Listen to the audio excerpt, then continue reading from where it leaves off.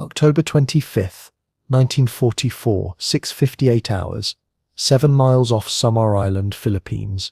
Commander Ernest Evans stood on the bridge of USS Johnston, a Fletcher-class destroyer displacing 2,100 tons, and watched 4 Japanese battleships emerge from the rain squall, range 18,000 yards. His escort carrier group, 6 thin-skinned jeep carriers and 7 destroyers, faced center force, 4 battleships, 6 heavy cruisers, and 11 destroyers. Yamato alone outweighed Johnston by a factor of 34. Evans had 3 choices: run, screen the carriers with smoke, or charge. His crew had loaded 5 Mark 15 torpedoes, steam-driven, 6 500-yard range, 825-pound warheads into tubes 16 minutes earlier. The main battery, 5 5-inch 38 dual-purpose guns, could hurl a 55-pound shell every 3 seconds to 18,000 yards. But penetrating 14 inches of belt armor required something closer than physics allowed. Evans turned Johnston into the enemy column. How does a destroyer weighing less than a single Yamato turret survive a gun duel with the largest battleship afloat?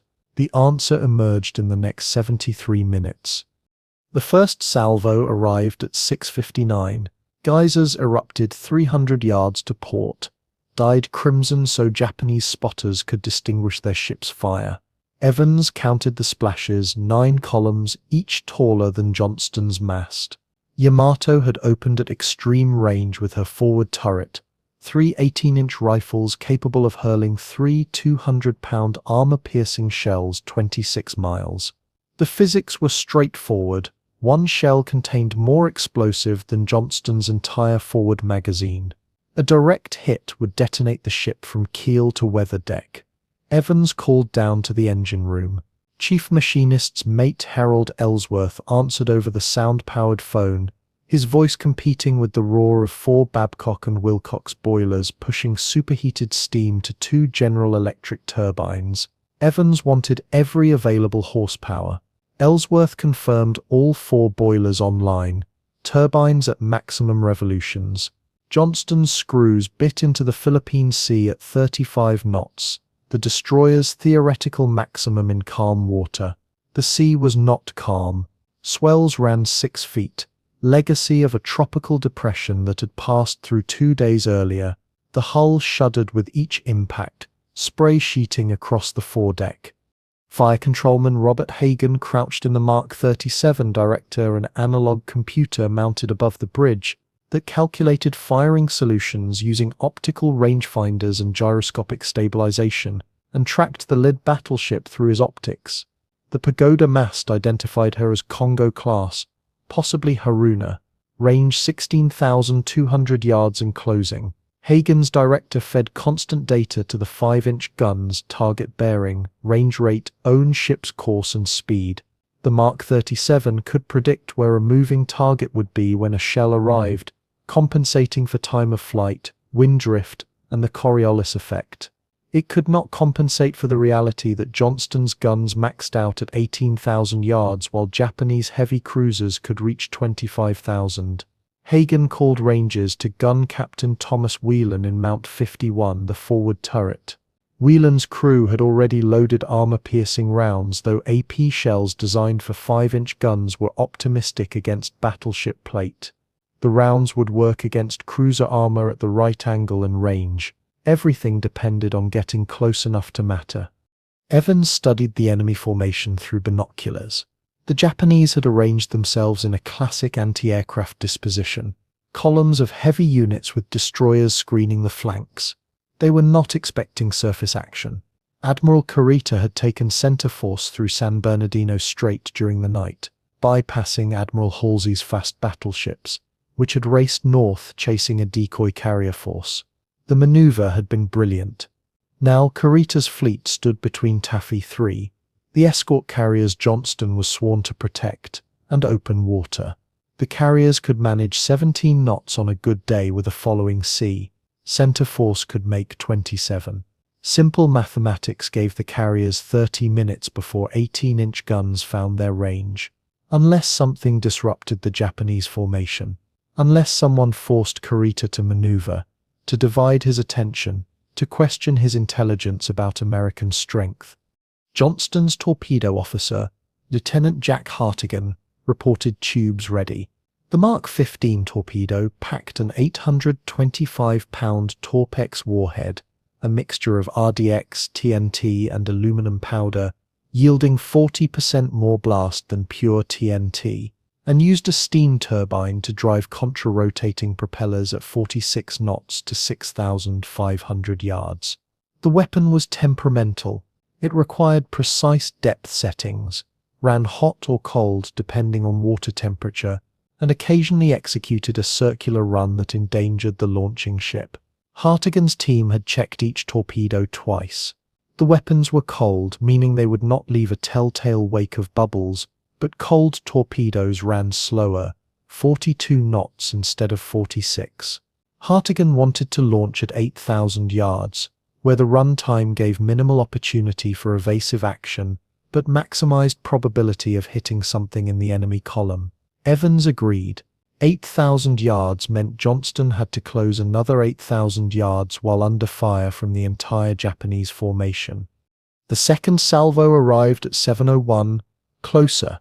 2 shells landed within 100 yards of Johnston's starboard side, close enough that fragments clattered against the hull. Seaman Bill Mercer, manning the port. 40 Bofors mount a Swedish-designed automatic cannon, firing 2-pound high-explosive shells at 120 rounds per minute, ducked as shrapnel pinged off the gun shield. The Bofors were useless in a surface action.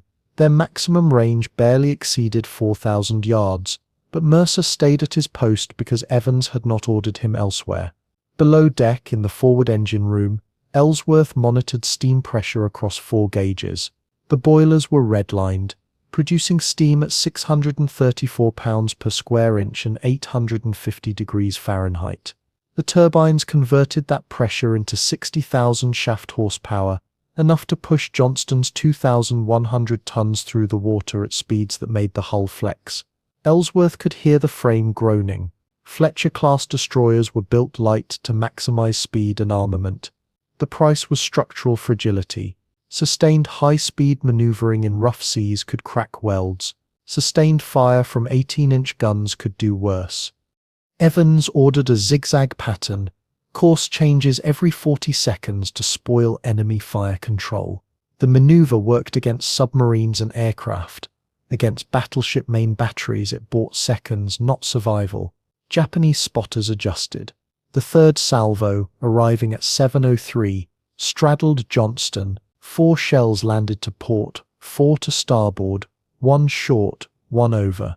The precision indicated the enemy had bracketed the range and would land shells on target with the next salvo.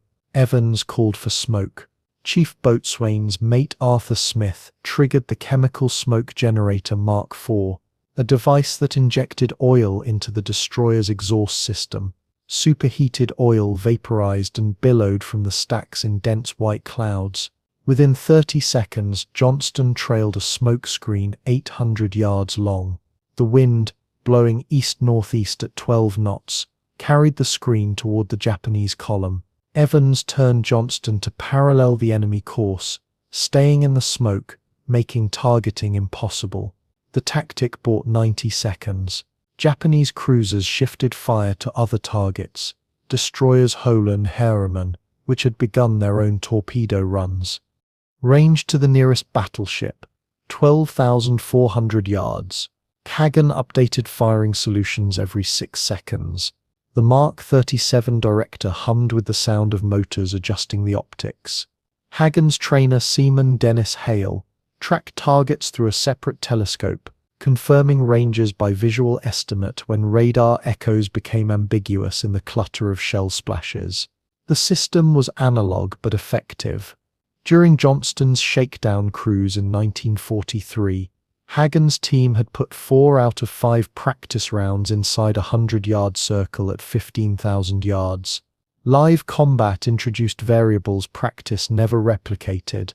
Maneuvering targets, return fire, smoke, sea state, fear. Hale's hands trembled slightly on the controls. He had turned 19 3 weeks earlier. This was his first surface engagement. He kept his eye pressed to the optic and called Rangers. At 7:06, Evans ordered main battery commence firing. Mount 51, the forward twin turret, fired first. The guns recoiled 4 feet, spent cases ejecting through ports on the turret's sides. The crew reloaded in 5 seconds, ramming 55-pound shells into the breech, followed by powder cases, closing the block, reporting ready. Mount 52, the second forward turret, fired 3 seconds later. Mounts 53, 54, and 55 arrayed amidships and aft followed in sequence. Johnston's 5 turrets could deliver 15 shells every 18 seconds when the crew hit their rhythm. The shells traced flat arcs toward the enemy column. Time of flight at 16,000 yards, approximately 25 seconds. Hagen watched for splashes, adjusting aim based on where rounds landed relative to the target. The first salvo fell short by 200 yards. Hagen corrected elevation. The second salvo landed over. The third salvo hit. 2 5-inch shells struck the forward superstructure of heavy cruiser Kumano at 7:07. The shells, armor-piercing rounds designed to penetrate deck plate and detonate inside the hull, struck glancing blows against Kumano's belt armor and detonated externally. Damage was minimal. 2 crewmen wounded, minor fires on the weather deck, 1 rangefinder optic shattered. But the effect was psychological. Kumano's captain, believing he faced a heavy cruiser or light cruiser at minimum, ordered a turn to port to unmask his after turrets. The maneuver opened a gap in the Japanese column. Evans saw the gap and adjusted course, aiming Johnston through the opening. If he could reach the far side of the enemy formation, he could launch torpedoes into their reverse course, forcing them to turn away from the carriers. Range 10,800 yards. Hartigan requested permission to launch. Evans denied it. Another minute, another 1,000 yards. Johnston's 5-inch guns continued firing, now targeting the battleship Congo. The destroyer's fire was harassing, not damaging. 55-pound shells could not penetrate 16-inch armor, but it served the purpose. Congo's spotters lost their solution on the escort carriers behind the smoke and shifted to the immediate threat. Congo's forward turret, mounting 4 14-inch rifles, fired a 4-gun salvo at Johnston. The shells arrived in 8 seconds, faster than the destroyer could react. 2 shells landed directly ahead, throwing water across the bridge. 1 shell struck the water 50 feet from Johnston's bow and ricocheted into the air, tumbling end over end before splashing down 300 yards beyond. The 4th shell missed to starboard. Evans checked his watch. 7:08. Johnston had been under continuous fire for 9 minutes and had taken no direct hits. Probability and geometry would not favor them much longer. The destroyer could not outrun 18-inch shells. The only advantage was unpredictability, course changes, smoke, speed variations, and audacity. The Japanese expected American destroyers to screen defensively, not charge into gun range. Every second Johnston held their attention was another second. The escort carriers ran south, putting distance between themselves and center force. But distance was relative. Carrier Gambier Bay, the slowest of Taffy 3, reported 18 knots maximum. Japanese battleships could sustain 27. The math remained unforgiving. Hartigan called from the torpedo director. Tubes angled, solution locked. Range 9,200 yards. Time to target at 42 knots. 6 minutes 30 seconds. Evans scanned the Japanese column. Congo held course, now angled slightly away. The cruiser Kumano continued her turn, presenting her beam. Perfect geometry. Evans gave the order. Johnston's torpedo mounts swiveled, training the tubes toward the enemy. Hartigan initiated the firing sequence. Tube 1 fired with a hiss of compressed air. The Mark 15 torpedo, weighing 3,200 pounds, dropped into the sea and stabilized at a depth of 10 feet. Its gyroscope engaged, setting course toward the pre-calculated intercept point. Tubes 2 through 5 followed at 5-second intervals. 5 torpedoes entered the water, their wakes invisible in the chop, running cold and straight toward center force. Evans ordered hard left rudder the instant the last torpedo cleared. Johnston heeled into the turn, the deck canting 30 degrees. Crewmen grabbed stanchions and railings. In the engine room, Ellsworth watched as pressure gauges fluctuated wildly. The sudden course change disrupted water flow to the condensers, momentarily spiking temperatures. He throttled back momentarily to prevent turbine damage, then pushed the throttles forward again as Johnston steadied on her new course.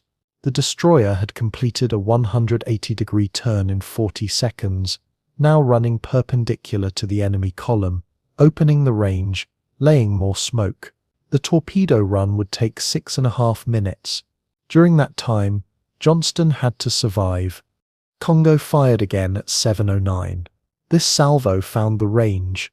One 14-inch shell struck Johnston's stern, just aft of Mount 55.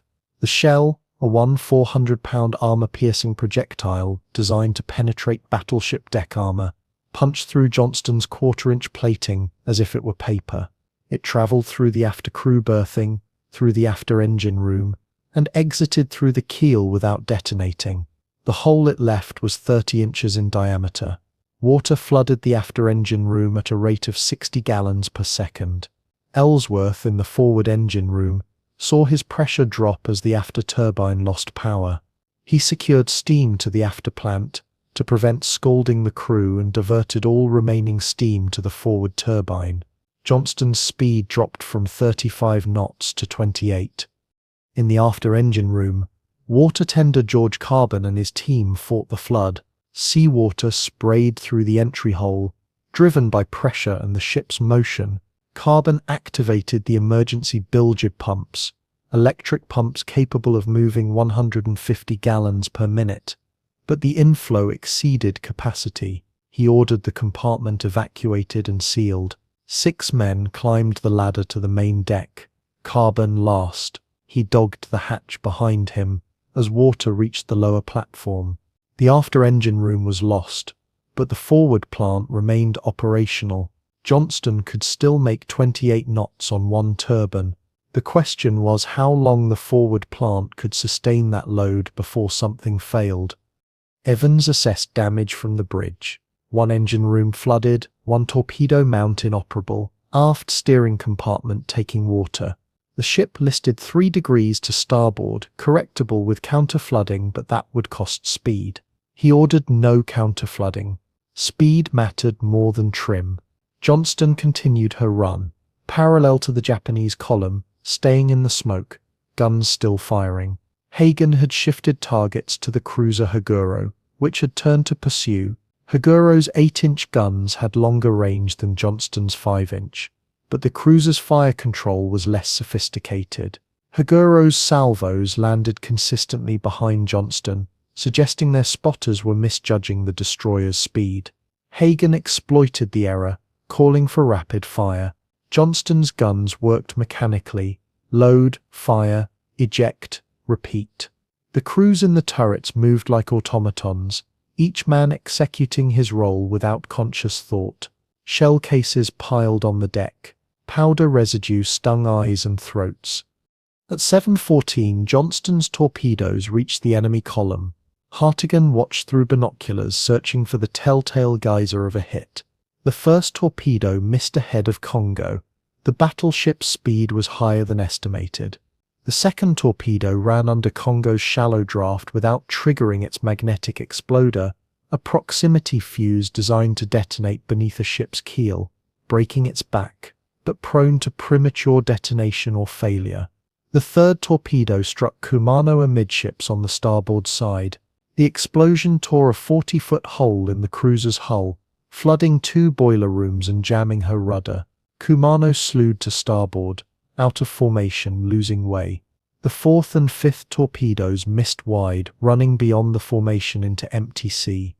1 hit out of 5. a 20% success rate. But one hit was enough to remove a heavy cruiser from the battle. Kumano limped north at 12 knots, escorted by 2 destroyers detailed to assist. Center Force's strength had diminished by 1/15. The psychological impact was greater. Admiral Kurita, on Yamato's bridge, saw Kumano's smoke and received reports of American heavy cruisers. Johnston's aggressive maneuvers and accurate fire suggested a ship larger than a destroyer. Kurita began to question his intelligence. If heavy cruisers were present, were battleships nearby? Was this a trap? The questions introduced hesitation. Center Force's advance slowed from 27 knots to 23, as ships maneuvered to avoid potential torpedo spreads. Johnston had bought the carriers 5 minutes. 5 minutes translated to approximately 1.4 nautical miles of additional distance. The carriers used the time to launch every available aircraft, 36 Grumman FM-2 Wildcats, a lightweight variant of the F-4F fighter, designed for escort carrier operations, armed with 4 50-caliber machine guns, and capable of carrying 2 250-pound bombs and 21 Grumman TBM Avengers, torpedo bombers capable of carrying a 2,000-pound Mark 13 torpedo or 4 500-pound bombs. The aircraft were not equipped for fleet action. They carried anti-submarine ordnance and small bombs for ground support, but they could strafe and they could draw attention. The Wildcats climbed to attack altitude and began runs on the Japanese column, their 50-caliber guns chewing into superstructures and unarmored deck spaces. The Avengers, lacking torpedoes, made dummy runs, forcing Japanese ships to maneuver. Kurita's formation spread further. The air attacks, though individually ineffective against armored warships, achieved cumulative psychological effect. Japanese anti-aircraft crews, already exhausted from continuous alerts during the approach through Sibuyan Sea, fired at every aircraft that approached. The volume of fire was impressive, streams of tracers arcing across the sky, black puffs of heavy AA bursts, the occasional aircraft trailing smoke as it pulled away. But the accuracy was poor. Fatigued gunners misjudged lead angles. Disrupted fire control systems produced erratic solutions. Most shells burst far from their targets. The Wildcat and Avenger pilots exploited this, making shallow angle approaches that maximized the defenders' difficulty in tracking them. Lieutenant Commander Edward Huxtable, leading a 6-plane Wildcat division from Carrier Callinan Bay, coordinated his attacks with Johnston's movements. Huxtable had monitored the destroyer's radio transmissions and recognized that Johnston was drawing disproportionate fire. He directed his division to strafe the cruisers engaging Johnston, not to sink them. .50 caliber rounds could not penetrate cruiser armor, but to disrupt their spotting and fire control. Huxtable's first run targeted Tone's fire control tower, his guns raking the open bridge where spotters stood with binoculars. The bullets killed 2 spotters and damaged optical equipment. Tone's next salvo, fired seconds after Huxtable's pass, missed Johnston by 400 yards, twice the previous miss distance. The correlation was clear. Huxtable repeated the tactic, making 3 more runs before his ammunition ran dry. The Avengers contributed differently. Unable to damage heavy units with their light bomb loads, they focused on psychological disruption. Lieutenant Junior Grade Joseph McGraw, piloting an Avenger from Gambia Bay, executed a simulated torpedo run on battleship Congo, approaching from an angle that suggested he carried a Mark 13 torpedo. He did not. His weapons load consisted of 4 250-pound general-purpose bombs, useless against a battleship, but Congo's captain could not know this. The battleship turned hard to port, presenting her stern to the apparent torpedo track, losing position in the column and forcing ships behind her to maneuver. McGraw dropped his bombs harmlessly into the sea and pulled away. The maneuver had cost Congo 3 minutes and disrupted the formation. McGraw repeated the tactic twice more before returning to his carrier, his fuel critically low. The combined effect of Johnston's gunfire and the air attacks created an environment of continuous threat that prevented Japanese ships from settling into effective firing solutions on the carriers. Each time a cruiser or battleship steadied on a carrier target, a destroyer appeared through the smoke-laying shells nearby, or an aircraft dove from altitude, forcing evasive turns. The rhythm of threat: engage destroyer, evade aircraft, reacquire carrier, repeat, slowed center forces advance and degraded accuracy.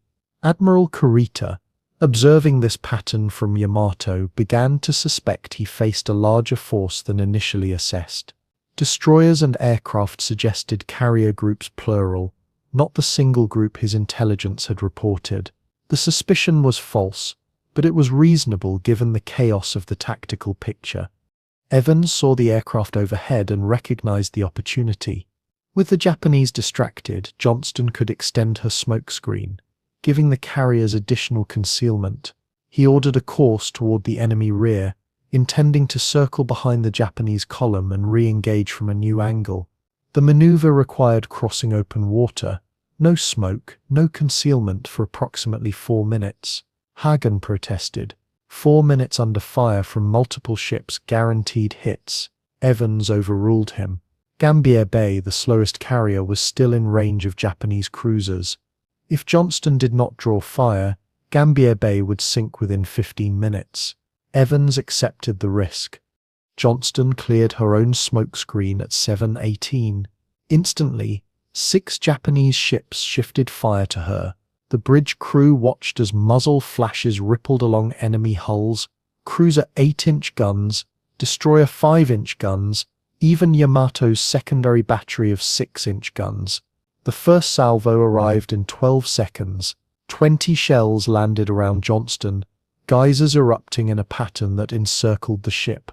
Evans ordered evasive maneuvers: hard right rudder, then left, then right again, each turn executed before the enemy could adjust. The maneuver worked for 30 seconds. Then a shell from cruiser Haguro struck Johnston's bridge. The 8-inch shell hit the port side bulkhead at 7:19. It penetrated the 1/4-inch steel, passed through the bridge's interior, and exited through the starboard side without detonating. The non-detonation saved the bridge crew's lives, but the shell's passage destroyed equipment and wounded men. Lieutenant Hagen took shrapnel in his left arm and face. The Mark 37 director's gyroscope shattered, rendering the fire control system inoperable. Hale, the trainer, was thrown against the bulkhead and suffered a broken collarbone. Evans remained standing, untouched, but the bridge was chaos: smoke, blood, sparking wires, the smell of burning insulation. He moved to the backup conning station, a small armored compartment aft of the bridge with minimal instruments. From there he could see the stern, but not the bow. He would have to con the ship by instinct and reports from lookouts. Without the Mark 37 director, Johnston's guns shifted to local control. Each turret commander used his own optics and estimates to aim and fire. Accuracy degraded immediately. Shells that had been landing within 100 yards of targets now scattered across 500 yards. But the guns continued firing. Gun Captain Whelan in Mount 51 maintained a rhythm: 3 shells every 18 seconds until a Japanese shell struck the turret's base. The explosion jammed the training gear, locking the turret at a fixed bearing. Whelan's crew continued loading and firing straight ahead, hitting whatever crossed their arc. Mount 52 took over primary targeting, its commander, Chief Gunner's Mate Paul Vetter, estimating ranges by eye and calling corrections based on splash patterns. Johnston's speed had dropped to 24 knots. The forward turbine was overheating, pushed beyond its designed load. Ellsworth watched temperatures climb past redline into ranges where metal loses temper and components fail. He requested permission to reduce speed. Evans denied it. Every knot mattered. Ellsworth stayed at his post, monitoring gauges, adjusting steam flow, praying the turbine held together. Around him, the engine room crew worked in 120-degree heat, their faces slick with sweat, their hands blistered from touching hot metal. The noise was overwhelming. Turbines screaming, pumps hammering, hull groaning under stress. They could hear impacts through the hull, sharp metallic clangs that indicated shells striking somewhere above. At 7:23, a salvo from Congo landed alongside Johnston's port side. One shell struck the waterline, buckling hull plates and opening a seam. Water flooded the forward fire room, dousing one boiler and forcing the crew to evacuate. Johnston's steam pressure dropped by 1/3. Ellsworth watched the gauges fall and adjusted flow to maintain pressure to the turbine, but the loss was irreversible. Speed dropped to 18 knots. Evans felt the change immediately. The vibration pattern altered, the bow dropped slightly. He knew what the numbers meant. At 18 knots, Johnston could not outrun Japanese destroyers, which could make 35. The pursuit had become a matter of time. But time was the objective. Each minute Johnston remained afloat was another minute. The carriers ran south. Evans checked his watch. 7:24. Johnston had been in action for 26 minutes. Gambier Bay had gained approximately 3 miles. Not enough. Japanese cruisers were beginning to land shells near her. Wildcats and Avengers still circled overhead, making attack runs, but their ammunition was running low. Within 10 minutes, the air cover would dissipate. Then it would be Johnston, 2 other destroyers, and 4 destroyer escorts against center force. The mathematics were unchanged. Impossible. Evans ordered the helm to steer toward the nearest Japanese destroyer, which had moved to cut off Johnston's escape route. The enemy ship, Naoki-class, displacing 2,400 tons, slightly larger than Johnston, opened fire at 8,000 yards. Her 5-inch guns matched Johnston's, but Naoki had the advantage of undamaged fire control and full speed. Evans ordered return fire. Mount 52 engaged, firing as fast as the crew could load. Vetter aimed for the waterline, hoping to score a lucky hit that would slow the enemy. His 3rd salvo struck Naoki's forward turret, disabling 1 gun. The 4th salvo hit the bridge, killing the helm crew and jamming the rudder. Naoki turned in a circle, out of control, dropping back from the pursuit. Another enemy removed from the battle, but the cost was mounting. Johnston had expended 70% of her main battery ammunition. The 5-inch magazines held fewer than 200 rounds, enough for 15 minutes of sustained fire. After that, Johnston's guns would fall silent. The secondary battery, 40 mm Bofors and 20 mm Oerlikon autocannons, remained fully armed, but were useless beyond 4,000 yards.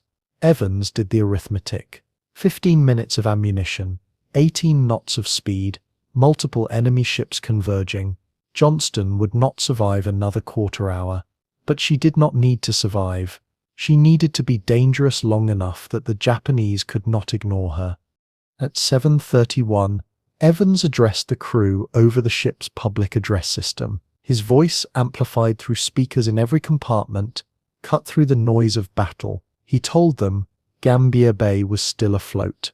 He told them every enemy ship focusing on Johnston was one less ship firing at the carriers. He told them they had done the job they were trained to do. He did not tell them the situation was hopeless. They already knew. Evans switched off the microphone and returned his attention to the battle. 2 heavy cruisers, Tone and Chikuma, had broken from the main column and were closing on Johnston's starboard quarter, ranged 12,000 yards and dropping rapidly. Their 8-inch guns had the reach and weight to finish Johnston in a single salvo. The crew's reaction to Evans's announcement varied by station. In the magazines, where men could not see the battle, the words provided context.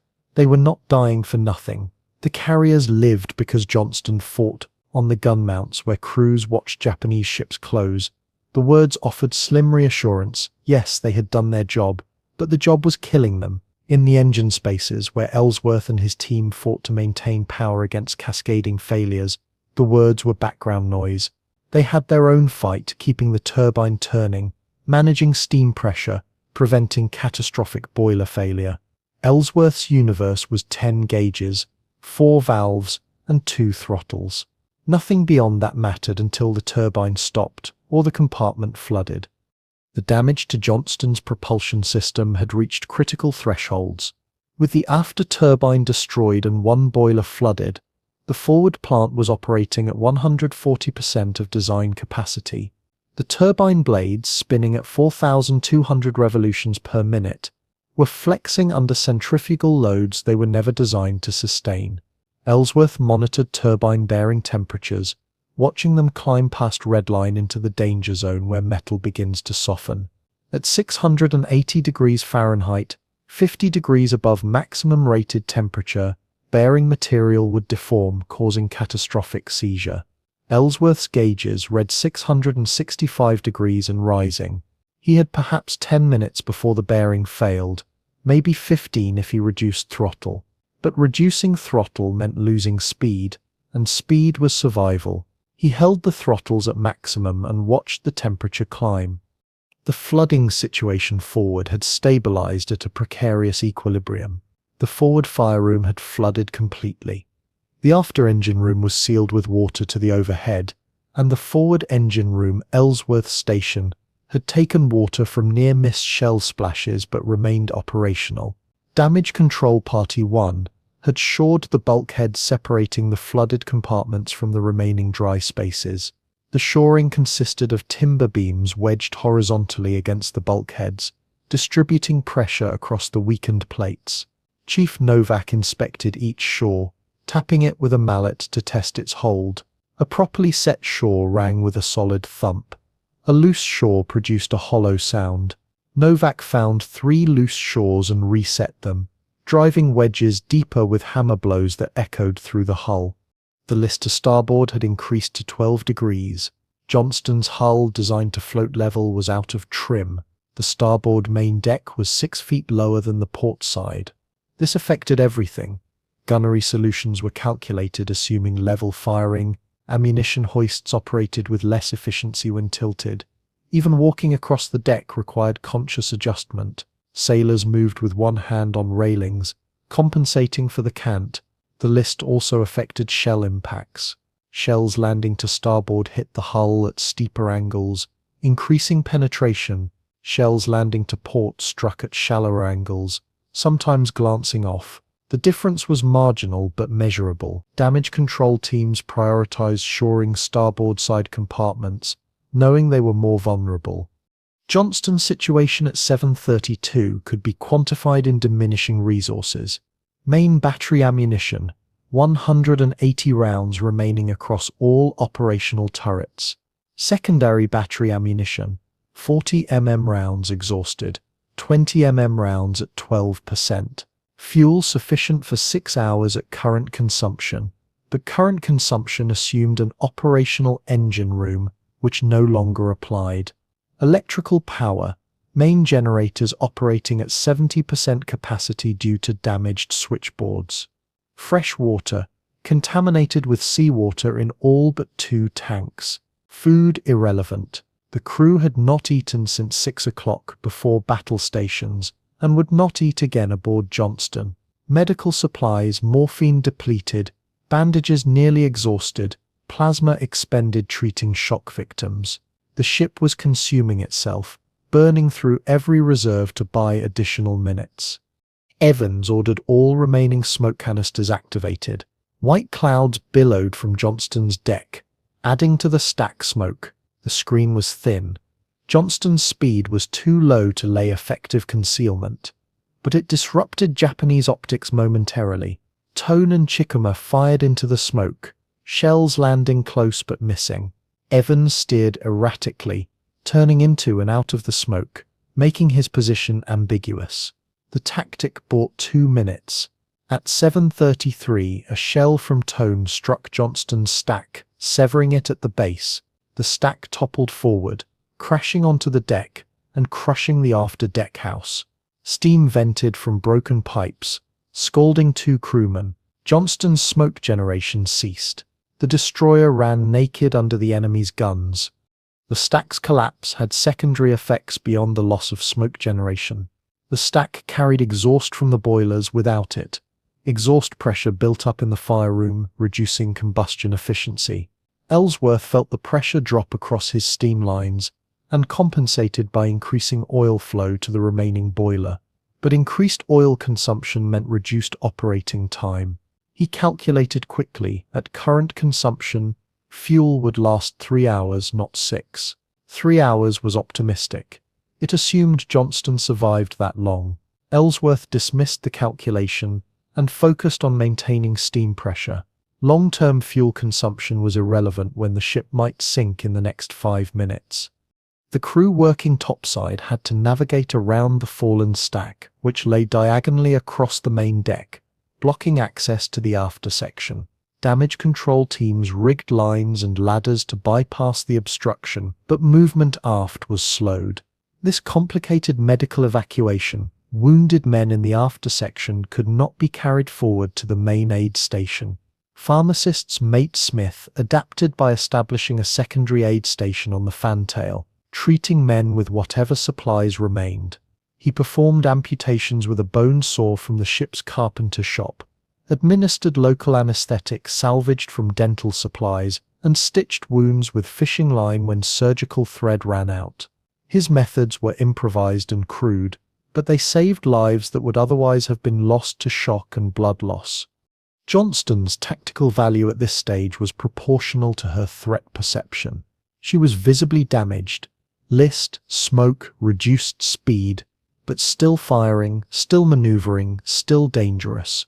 Japanese captains had to assess whether Johnston was effectively neutralized or still posed a threat requiring active engagement. The assessment was binary. If neutralized, ignore her and engage the carriers. If threatening, continue firing until she sinks. Johnston's guns made the decision for them. As long as her turrets fired, as long as shells landed near Japanese ships, she could not be ignored. Evans understood this calculus and ordered sustained fire even when ammunition was critically low. 10 shells per minute across 3 turrets meant 30 shells per minute, enough to keep Japanese spotters tracking her. The loss of the Mark 37 Director had cascading effects on gunnery effectiveness. Without centralized fire control, each turret operated independently, selecting targets based on local observation. This eliminated coordinated salvos, where multiple turrets fired at the same target simultaneously, increasing probability of hits. Independent fire meant each turret engaged different targets, spreading damage but reducing lethality. Vetter in Mount 52 targeted Tone. Sullivan in Mount 54 targeted Chikuma. Whelan in Mount 51, constrained by his jammed training gear, engaged whatever crossed his fixed arc. The result was harassment across multiple enemy ships, but no concentrated fire. It was enough to maintain threat perception, but insufficient to sink anything. Radio discipline had broken down across the American formation. The Task Force radio net, intended for coordinated tactical communication, had devolved into a cacophony of damage reports, calls for assistance and contradictory orders. Johnston's radio, when it functioned, caught fragments Gambier Bay taking hits. Hole dead in the water, airstrike inbound, friendly. The information was useful but incomplete. Evans could not build a coherent picture of the broader battle from the radio fragments. He relied instead on visual observation and inference. He saw smoke plumes from sinking ships. American or Japanese, he could not tell at this distance. He saw aircraft overhead, their profiles identifying them as Wildcats and Avengers. He saw Japanese ships maneuvering, their formations disrupted. From these observations, he inferred that the American defense was holding, barely, and that Johnston's continued resistance contributed to that hold. The crew's physical state had deteriorated measurably. Men had been at battle stations for 45 minutes under continuous stress. Adrenaline sustained them initially, but adrenaline depletes, leaving exhaustion. Gunners' arms ached from repetitive motion. Ram, load, fire, repeat. Magazine loaders gasped for air in poorly ventilated compartments filled with powder smoke. Engine room crew worked in 130-degree heat, their coveralls soaked with sweat, their vision blurred by dehydration. Topside crews shivered despite exertion. Spray and wind chilled them, and the Pacific, even in tropical latitudes, runs cold at depth. The physiological toll compounded the psychological. Exhausted men make errors, and errors in combat are fatal. Yet, the errors did not come. Training, drilled until reflexive, compensated for fatigue. Men performed their tasks correctly because they had performed them thousands of times in practice. Muscle memory overrode conscious thought. Gorski in the magazine handed shells at the correct rhythm without counting seconds. Gowalski in the handling room cranked the hoist without checking his form. Welland's crew in the turret loaded and fired without Welland's cadence. They no longer needed it. The training Evans had imposed during Johnston's shakedown, the relentless drills, the night exercises, the emphasis on doing the job until you could do it blind, paid its dividend now, when men worked blind and exhausted and still did the job correctly. Evans ordered all remaining smoke canisters activated. White clouds billowed from Johnston's deck, adding to the stack smoke. The screen was thin. Johnston's speed was too low to lay effective concealment, but it disrupted Japanese optics momentarily. Tone and Chikuma fired into the smoke, shells landing close but missing. Evans steered erratically, turning into and out of the smoke, making his position ambiguous. The tactic bought 2 minutes. At 7:33, a shell from Tone struck Johnston's stack, severing it at the base. The stack toppled forward, crashing onto the deck and crushing the after deck house. Steam vented from broken pipes, scalding 2 crewmen. Johnston's smoke generation ceased. The destroyer ran naked under the enemy's guns. The next salvo hit amidships. 2 8-inch shells struck Mount 53, the amidships turret. One shell penetrated the turret's thin armor and detonated inside, killing the 6-man crew instantly. The explosion blew the turret's roof off, flinging it into the sea. The second shell struck the deck beneath the turret and ruptured fuel lines. Burning oil spread across the deck, igniting ammunition stores in the nearby handling room. The fire reached 5-inch powder cases, which exploded in sequence, blowing a 20-foot hole in the deck. Johnston listed 10 degrees to starboard. Damage control teams flooded the magazine to prevent a larger explosion, but the ship was hemorrhaging buoyancy. Evans assessed the situation. 3 of 5 main battery turrets destroyed or disabled, 1 engine room flooded, 1 boiler out, speed 16 knots, and falling list 10 degrees and worsening. Hull integrity compromised in 4 compartments, time remaining, minutes. He could order abandon ship and save most of the crew, or he could continue engaging, drawing fire, giving the carriers additional seconds. He chose the latter. The decision was not rational. It was instinctive, rooted in a principle he had articulated when Johnston was commissioned 18 months earlier. This would be a fighting ship. She would fight until she could not. Mount 51, the forward turret, continued firing. The turret's training gear was jammed, locking it at a fixed bearing, but the crew loaded and fired mechanically, hitting anything that crossed their arc. Whelan, the gun captain, had lost track of rounds expended. He ordered the crew to keep loading until the magazine ran dry. Below in the magazine, loaders passed shells hand to hand, the compartment's lights flickering as electrical systems failed.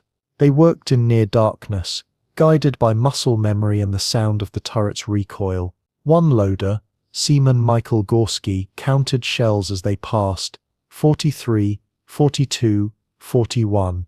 At 20 rounds remaining, he called up to Whelan. Whelan acknowledged and adjusted his targets, prioritizing the nearest threat. The ammunition logistics were critical. Each 5-inch shell weighed 55 pounds, 25 pounds of projectile, 30 pounds of powder case. A trained loader could move 1 shell every 8 seconds from magazine to hoist. The magazine to gun path involved 3 transfer points: magazine to lower hoist to upper handling room to gun. At each point, a man waited to receive and pass the shell. The system was designed for sustained fire rates of 15 rounds per minute per gun, but sustained fire assumed undamaged equipment and rested crews. Johnston's crews had been at battle stations for 38 minutes. Fatigue was setting in. Gorski noticed the slowing shells that had moved every 8 seconds now took 10, then 12. He compensated by anticipating the next man's reach, positioning shells before they were called for. The technique maintained rhythm. In the upper handling room, directly beneath Mount 51, gunner's mate 3rd Class Raymond Kowalski managed the final transfer point. His job was to load shells into the hoist that carried them the last 15 feet into the turret. The hoist was electric, powered by a motor that drew current from Johnston's main generators. As battle damage accumulated, voltage fluctuated. The hoist stuttered, stopped, restarted. Kowalski learned to time his loading for moments when power was stable. When power failed completely, he hand-cranked the hoist, turning a wheel that raised the shell mechanically. Hand-cranking took 30 seconds per shell versus 3 seconds with power.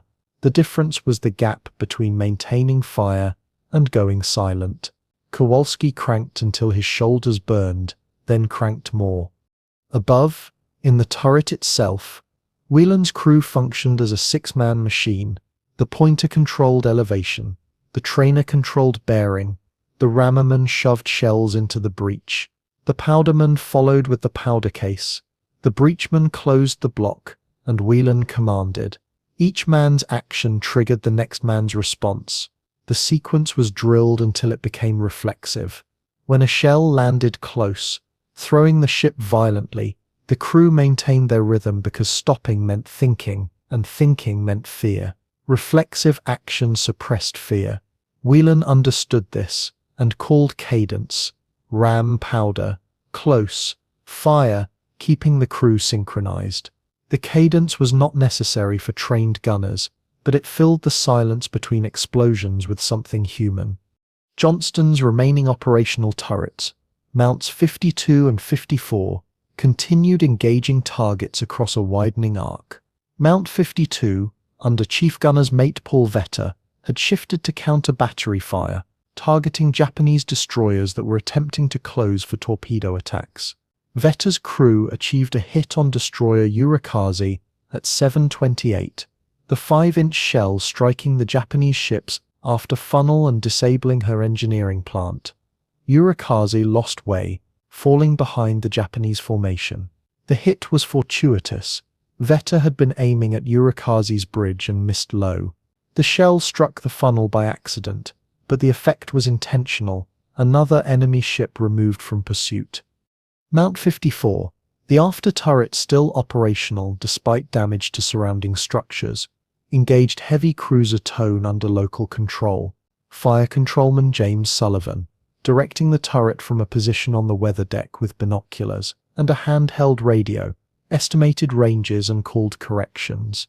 Sullivan had no fire control computer, no rangefinder, only experience and geometry. He watched where shells landed, estimated the error in yards, calculated the correction in mils, an angular measurement used in gunnery, where 1 mil equals 1 yard of deviation at 1,000 yards distance, and called the adjustment to the turret. His estimates were crude but workable. Mount 54's shells began landing within 500 yards of tone, close enough to force the cruiser to maneuver, which disrupted her own fire control solutions. The Japanese, for their part, were adapting to Johnston's tactics. Tone's captain ordered his ship to ignore the destroyer and focus on the escort carriers. Tone turned away from Johnston, opening the range, and shifted fire to carrier Kalinin Bay. The move was tactically sound. Carriers were the strategic objective, destroyers were obstacles. But the shift gave Johnston a reprieve. For 90 seconds, no shells landed near her. The crew used the time to address damage, shoring bulkheads, fighting fires, treating wounded. Damage Control Party 3, led by Chief Carpenter's mate Andrew Novak, worked in the forward section where flooding from near misses had buckled hull plates. Novak's team used wooden beams to shore the bulkhead, wedging them between the weakened plate and the opposite bulkhead. The shoring would not stop catastrophic flooding if the plate gave way, but it reduced the leak rate to something the bilge pumps could manage. Novak worked in knee-deep water, his hands numb from cold, his ears ringing from explosions. He positioned each beam by feel, testing its hold, then moved to the next weak point. The tactical situation at 7:29 showed Johnston isolated from the other American destroyers. Toll had turned north, engaging Congo with torpedoes. Harriman had circled east, laying smoke to screen the carriers. The destroyer escorts, Samuel B. Roberts, Dennis, Raymond, and John C. Butler, was scattered across a 10-mile radius, each engaging opportunistically. Johnston fought alone, visible to multiple enemy ships, absorbing fire that would otherwise target the carriers. The mathematics of attention was simple. Each ship firing at Johnston was one less ship firing at the carriers. Evans did not need to sink enemy ships. He needed to be threatening enough that they could not ignore him. He achieved this by closing range and maintaining accurate fire. Japanese captains, observing Johnston's shells landing near their ships, concluded the destroyer had competent fire control and posed a real threat. They prioritized her accordingly. Kurita, on Yamato's bridge, received conflicting reports. Some observers claimed the attacking ships were destroyers, others insisted they were cruisers based on aggressive behavior and accurate gunnery. Kurita had no reconnaissance aircraft. His float planes had been damaged in earlier engagements, so he relied on visual identification, which was unreliable in the smoke and spray. He erred toward caution, assuming the larger estimate. If American cruisers were present, American battleships might be nearby. The logic was flawed. No battleships were within 300 miles, but Kurita could not confirm this. His decision-making reflected incomplete information, the fog of war in its literal form. Johnston's communication systems had degraded significantly. The primary radio transmitter, located in the aft deckhouse, had been destroyed when Tone's shell severed the stack. The backup transmitter, in the forward deckhouse, was operational but intermittent due to electrical faults. Radioman First Class Eugene Foss worked to maintain contact with the carrier group, relaying damage reports and receiving targeting information. Foss operated with a handheld microphone and a receiver jury-rigged from spare parts. His transmissions were fragmented. Johnston, heavy damage, still engaging, estimate 20 minutes, but sufficient to inform the task group commander that Johnston remained in the fight. The commander, aboard carrier Fanshawe Bay, used this information to coordinate airstrikes, directing aircraft to targets Johnston had engaged but not sunk. The coordination multiplied effectiveness. Johnston damaged, aircraft finished. The crew's morale, despite catastrophic circumstances, remained functional. This was not enthusiasm. No one believed they would survive, but rather grim determination. The men had accepted the situation and focused on their immediate tasks. In the forward magazine, Gorski counted shells. In the handling room, Kowalski cranked the hoist. On the gun mounts, loaders rammed shells into breeches. Each man's world had contracted to the square footage of his station and the task in his hands. The broader battle, the sinking ship, the overwhelming enemy, the probable death, existed in peripheral awareness, but did not dominate conscious thought.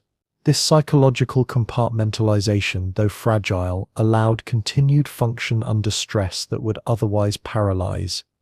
Evans, conning from the backup station with minimal instruments, relied on reports from lookouts and officers scattered across the ship. He received updates via sound-powered phone, a communication system that required no electrical power, using only the acoustic energy of the speaker's voice to vibrate a diaphragm connected by wire to a receiver. The reports were terse. Mount 51, 40 rounds remaining. Flooding in frame 63 contained. Steering responding. Evans processed each report, updating his mental model of Johnston's capabilities. He knew the ship was dying. The list, the slowing, the progressive loss of systems told him that. But dying took time, and time was the commodity he was selling. Every minute Johnston remained combat capable was another minute for the carriers. He would spend every minute available. That threat was Chikuma, closing to 6,000 yards. The heavy cruiser had Johnston bracketed, her spotters correcting with each salvo. At 7:37, Chikuma landed 2 shells in quick succession. One struck Johnston's forward fire room, penetrating the deck and detonating among the boilers. The explosion ruptured steam lines and blew a hole in the hull below the waterline. The fire room flooded in seconds. The second shell hit the forward engine room, Ellsworth Station. The shell passed through the overhead and detonated on the turbine casing. Shrapnel filled the compartment. Ellsworth was killed instantly, along with 4 of his crew. The forward turbine seized, its bearings destroyed. Johnston's screws stopped turning. She coasted to a halt, dead in the water at 7:38. Evans ordered abandon ship at 7:39. Crewmen moved to the weather decks, preparing life rafts and flotation devices. Many men were wounded, burns, shrapnel, blast injuries. Pharmacists mate Bill Smith and his team did what they could with the supplies remaining, but morphine and bandages were running low. Smith worked on the main deck, exposed to fire, treating men as shells landed around them. One shell struck 50 feet away, throwing fragments across the deck. Smith took shrapnel in his leg but continued working, wrapping wounds, administering morphine syrettes, helping men into rafts. He did not stop until he had treated every wounded man within reach. Johnston's guns fell silent at 7:41. Mount 51 fired its last shell, around the arc toward Chikuma and missed by 200 yards, and the turret crew secured the breach. No ammunition remained. The secondary battery had ceased firing minutes earlier, its 40mm and 20mm rounds exhausted in continuous anti-aircraft fire against strafing attacks. Johnston floated without power, without steam, listing 15 degrees and settling by the stern. The Japanese closed in, shells landing closer with each salvo. A destroyer, Asakaze, approached to within 2,000 yards, her guns trained on Johnston's hull, preparing to administer the final blow. Evans stood on the bridge wing, watching his crew abandon ship. Life rafts dotted the water, men swimming away from the sinking destroyer. He had no intention of leaving. A commander did not abandon his ship while it remained afloat. Executive Officer Hagen, wounded but mobile, climbed to the bridge and found Evans. Hagen argued. Evans refused. The ship was going down, Hagen said. Evans knew. The captain's place, Evans replied, was on the bridge. Hagen protested further, but Evans ordered him off the ship. Hagen obeyed, reluctantly, climbing down to the main deck and stepping into the water. He swam toward a raft, looking back once. Evans stood alone on the bridge, a silhouette against the smoke and flames.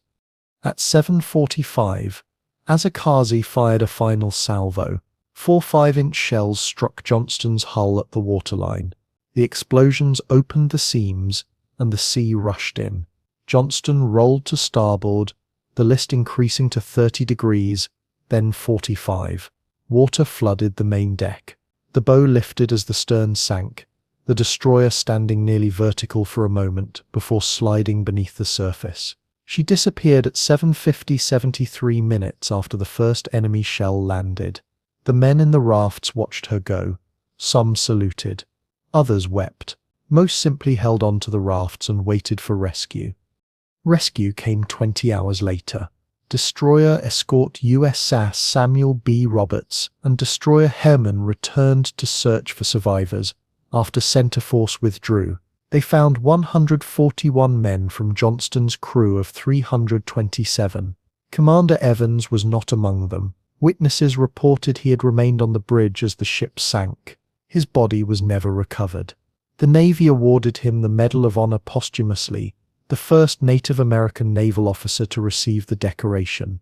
The citation noted his aggressive leadership and refusal to yield against overwhelming force. The tactical outcome was measurable. Johnston sank, but her torpedo hit removed heavy cruiser Kumano from the battle.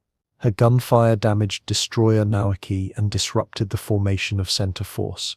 Her smokescreens gave escort carriers Gambier Bay, Kalinin Bay, and Fanshawe Bay additional time to escape, though Gambier Bay eventually succumbed to cruiser fire. More importantly, Johnston's charge and the subsequent attacks by destroyers Hoel and Herman convinced Admiral Kurita that he faced a stronger force than intelligence suggested. Kurita withdrew center force at 9:20, breaking off the attack. Taffy 3's remaining carriers survived. The invasion fleet at Leyte Gulf remained intact. Historians later calculated that Johnston's 73-minute action delayed center force's advance by approximately 8 nautical miles. 8 miles translated to 24 additional minutes for the carriers to escape and reposition. 24 minutes allowed American aircraft to rearm and launch a second wave of attacks. The cumulative effect disrupted Kurita's timeline sufficiently that he believed he had missed his opportunity. He retreated through San Bernardino Strait, convinced he had faced heavy cruisers and possibly battleships. He never learned the truth. The ships that stopped center force displaced, collectively, less than a single Yamato-class battleship. Johnston's wreck was located in 2019 by undersea explorer Victor Vescovo, resting in 20,400 feet of water off Samar Island. The wreck showed extensive battle damage, multiple shell penetrations, collapsed superstructure, the severed stack lying on the deck. The bow section remained largely intact, the hull number, 557, still visible. Vescovo's team photographed the wreck and withdrew, leaving it undisturbed as a war grave. Subsequent analysis confirmed the wreck's identity through comparison with Johnston's construction plans. The discovery renewed interest in the Battle off Samar, prompting historical reviews and veteran interviews. The tactical lessons from Johnston's action entered U.S. Navy doctrine within months. Destroyer tactics shifted toward aggressive engagement, prioritizing disruption over survival. The concept of charge into the enemy became standard training for destroyer captains facing superior forces. The logic was counterintuitive but effective. An aggressive destroyer created uncertainty, forced enemy formations to maneuver, and divided attention among multiple threats. Even if the destroyer was sunk, the disruption often achieved strategic objectives. Johnston proved the doctrine viable. The human element, Evans' decision to charge alone without waiting for coordinated squadron orders, sparked debate. Some naval theorists argued Evans violated doctrine by acting independently. Others countered that doctrine assumed time for coordination, which did not exist at Samar. Evans made the decision most destroyer captains would hesitate to make, accepting certain destruction to buy uncertain time. The mathematics supported him. If Johnston had screened defensively, center force would have reached the carriers 6 minutes sooner. 6 minutes was the difference between Gambier Bay surviving long enough to launch aircraft and being sunk outright. 6 minutes mattered. Evans' background contributed to his decision-making. The son of a Cherokee father and a white mother, he had faced prejudice throughout his naval career, but had risen to command through competence and determination. He told his crew at commissioning that he intended to prove himself, to demonstrate that a Native American officer could command as well as anyone. Johnston's action was not about proving ethnic worth. That notion itself was a product of the prejudice he faced, but about executing the mission without hesitation. Evans did not calculate the odds because the odds were irrelevant. The mission was protect the carriers. The method was engage the enemy. He executed both. The crew's performance reflected Evans's leadership. Johnston's damage control teams worked under fire until compartments flooded beyond saving.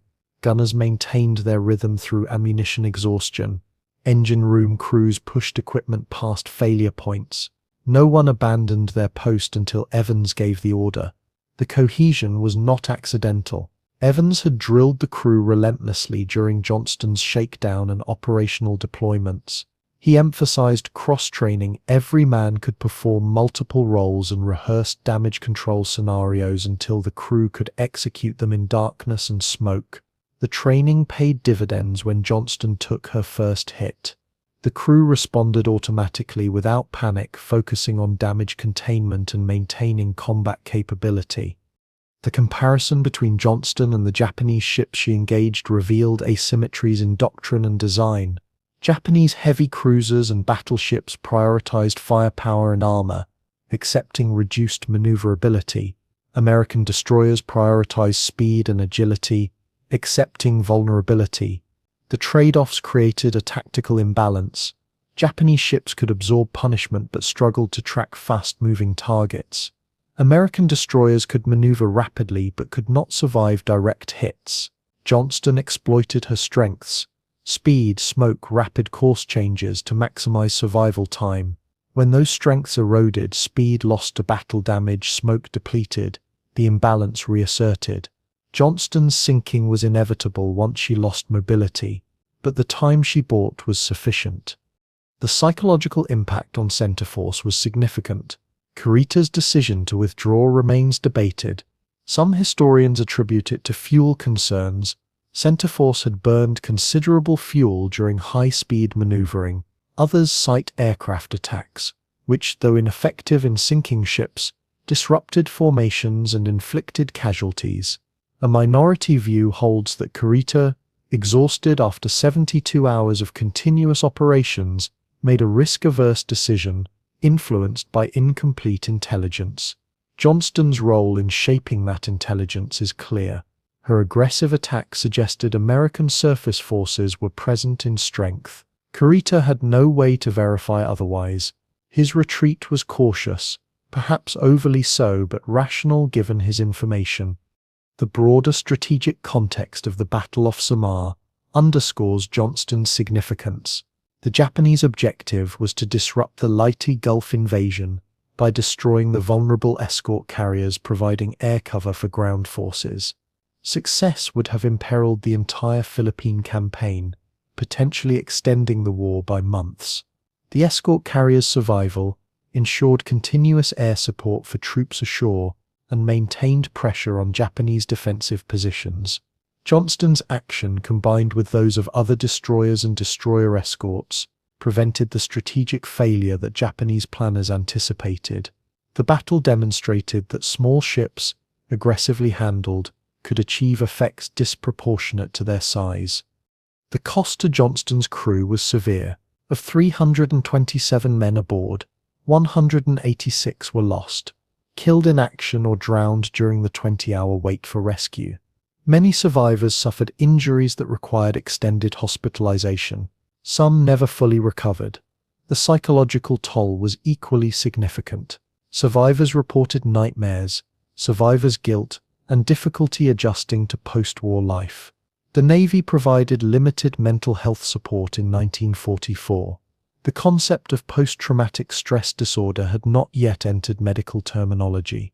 Survivors coped as best they could, often relying on each other for support. Annual reunions became a tradition, providing a space where survivors could share experiences with those who understood. The official recognition Johnston received came incrementally over the years immediately following the battle. Evans received the Medal of Honor posthumously in 1945. The ship received the Presidential Unit Citation in 1946. Individual decorations, Navy Crosses, Silver Stars, Bronze Stars followed over subsequent years. Modern analysis of Johnston's action benefits from recovered Japanese records, which provide insight into Centreforce's perspective. Admiral Kurita's action report, declassified in the 1970s, described encountering heavy American forces including cruisers and possibly battleships. He noted aggressive torpedo attacks and accurate gunfire that suggested professional training and superior fire control. He did not mention destroyers specifically, indicating his spotters misidentified Johnston and her sisters as larger vessels. The misidentification was understandable. Johnston's behavior resembled a heavy cruiser more than a destroyer. Heavy cruisers charged into gun range and traded salvos. Destroyers screened and harassed. Johnston did both, confusing enemy assessments. The technical performance of Johnston's weapons and systems during the battle has been studied extensively. The Mark 15 torpedo achieved a 20% hit rate, 1 hit from 5 launches, which aligned with wartime averages.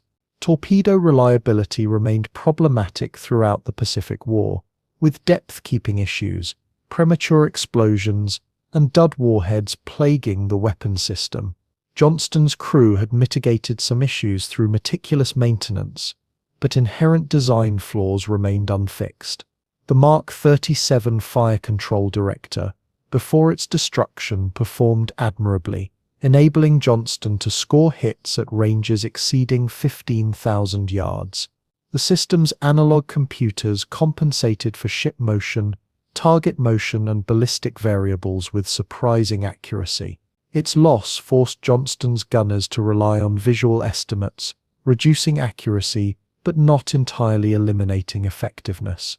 The structural damage Johnston sustained illustrated both the Fletcher-class design's strengths and weaknesses. The ships were built light, using quarter-inch plating for most of the hull and half-inch plating for critical areas.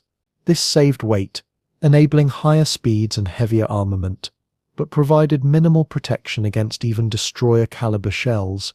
Johnston took multiple hits from 8-inch and larger shells, any one of which could have been fatal. That she remained afloat for 73 minutes despite catastrophic damage speaks to effective compartmentalization and damage control. Each compartment could be sealed independently, limiting flooding. The crew exploited this feature, sealing compartments as they flooded and shifting weight to maintain trim. The technique extended Johnston's life by critical minutes. The decision to fight Johnston to the point of sinking, rather than disengaging when damage became irreversible, raises ethical questions about command responsibility. A captain's duty includes preserving his crew's lives. Evans prioritized mission over survival, a choice that resulted in 186 deaths. Naval ethicists have debated this decision for decades. The consensus view holds that Evans acted appropriately given the strategic stakes. The carrier's survival justified the risk. Had Evans disengaged, center force would have reached the carriers sooner, likely sinking all 6. The loss of 6 carriers and their crews totaling over 5,000 men would have vastly exceeded Johnston's casualties. The calculus was brutal but defensible. The individual stories of Johnston's crew add human texture to the tactical narrative. Chief Machinist's mate Harold Ellsworth, killed when the forward engine room was hit, had extended his enlistment specifically to serve on Johnston. His family received his posthumous Navy Cross at a ceremony in 1946. Pharmacist's mate Bill Smith, who treated wounded men while under fire, survived and returned to civilian life as a physician. He practiced in rural Oklahoma for 40 years, rarely speaking of his wartime service. Gun Captain Thomas Whelan, who kept Mount 51 firing until ammunition ran out, was rescued after 19 hours in the water. He suffered severe sunburn and dehydration but recovered and remained in the Navy until retirement in 1962. Each man's story reflects a common thread. They did their job under impossible conditions because that was what was expected. Johnston's legacy extends beyond her individual action. The Battle off Samar, and Johnston's role in it, influenced post-war destroyer design and doctrine. The Fletcher-class had proven effective but vulnerable. Subsequent destroyer classes, Sumner and Gearing, incorporated additional armor, improved compartmentalization, and redundant systems to enhance survivability. Tactical doctrine evolved to emphasize coordinated attacks, reducing reliance on individual ships charging alone. The lessons were codified in training manuals and war college curricula, shaping naval thinking for decades. Modern destroyer captains study Samar as a case study in audacity, resource management, and decision-making under pressure. The wreck's discovery in 2019 provided closure for some survivors and descendants. Photographs of the wreck showed Johnston resting upright on the seabed. Her bow pointed north, her stern collapsed but recognizable. The hull number, 557, remained visible, confirming identity beyond doubt. The discovery team noted the wreck's depth, 20,400 feet deeper than Titanic, and the technical challenges of imaging it. The expedition used a deep submergence vehicle equipped with sonar and cameras, conducting multiple dives to map the site. The team treated the wreck as a war grave, avoiding disturbance and limiting artifact recovery to photographs. The images were shared with naval historians and Johnston's survivors, several of whom were still alive in 2019. The comparison between Johnston's action and other famous last stands, Thermopylae, the Alamo, Rorke's Drift, invites analysis of why certain battles resonate culturally. Johnston's crew, like the defenders of those earlier battles, faced overwhelming odds and fought anyway. The outcome was never in doubt. Survival was not the objective. What mattered was the time bought, the enemy delayed, the mission accomplished at irreplaceable cost. These stories persist because they validate a principle that courage and determination can alter outcomes even when logic suggests futility. Whether this principle is inspirational or tragic depends on perspective. For the escort carrier crews who survived because Johnston bought them time, it was both. The technical details of Johnston's sinking, the sequence of hits, the progressive flooding, the loss of power, have been reconstructed through survivor testimony and analysis of the wreck. The after engine room flooded first, reducing speed but not stopping the ship. The forward fire room flooded next, cutting steam pressure by 1/3 and further reducing speed. The forward engine room flooded last, destroying the remaining turbine and stopping the ship entirely. The sequence took 49 minutes, during which Johnston maintained combat operations. The crew's ability to keep fighting while the ship disintegrated beneath them demonstrated training, discipline, and a commitment that transcended self-preservation. Evans' final moments remain uncertain. Some survivors reported seeing him on the bridge as Johnston sank. Others recalled him moving between stations, checking on the crew, ensuring orderly abandoned ship procedures. No definitive account exists. What is known is that Evans did not leave the ship. Whether he chose to stay or was unable to leave due to injury remains unclear. The ambiguity does not diminish his actions. He commanded Johnston through 73 minutes of combat, making decisions that saved carriers and thousands of lives. His presence on the bridge as the ship sank was consistent with naval tradition and personal character. He had promised Johnston would be a fighting ship. She was, until the sea claimed her. The aftermath of the Battle of Samar saw recriminations and questions. Why had Admiral Halsey taken his battleships north, leaving San Bernardino Strait unguarded? Why had Kurita withdrawn when victory seemed assured? These questions occupied naval analysts for years. Johnston's role in the battle was not immediately recognized. Early reports focused on the carriers and air attacks. Destroyer actions received less attention, partly because many destroyers sank and their crews were scattered. As records were compiled and survivors interviewed, Johnston's contribution became clearer. By the 1950s, naval historians recognized Samar as one of the most significant surface actions of the Pacific War, with Johnston as its exemplar. The evolution of naval warfare since 1944 has made actions like Johnston's less feasible. Modern destroyers rely on missiles, not guns and torpedoes. Engagements occur at distances measured in dozens or hundreds of miles, not yards. The concept of charging into gun range is obsolete, yet the principles Johnston demonstrated remain relevant: audacity, resourcefulness, and willingness to accept risk for strategic gain. Modern naval officers study SAMR not to replicate Johnston's tactics. Those tactics belong to a different technological era, but to internalize the mindset that drove them. The scenarios change, the principles endure. Johnston's story has been retold in books, documentaries, and academic papers. Each retelling emphasizes different aspects: tactics, leadership, heroism, tragedy. The multiplicity of perspectives reflects the story's richness. It is simultaneously a tactical case study, a leadership lesson, and a human drama. Different audiences extract different meanings. Naval officers focus on decision-making and doctrine. Historians examine the strategic context. General audiences respond to the human elements, courage, sacrifice, the individuals who stood their posts as their ship sank. All perspectives are valid. Johnston's action supports them all. The question posed at the beginning: how does a destroyer weighing less than a single Yamato turret survive a gun duel with the largest battleship afloat? Has a definitive answer: it does not survive. Johnston sank. But survival was never the objective. The objective was to disrupt, to delay, to create uncertainty, to buy time. Measured against that objective, Johnston succeeded completely. She drew fire that would have sunk carriers. She forced Japanese ships to maneuver, losing cohesion and speed.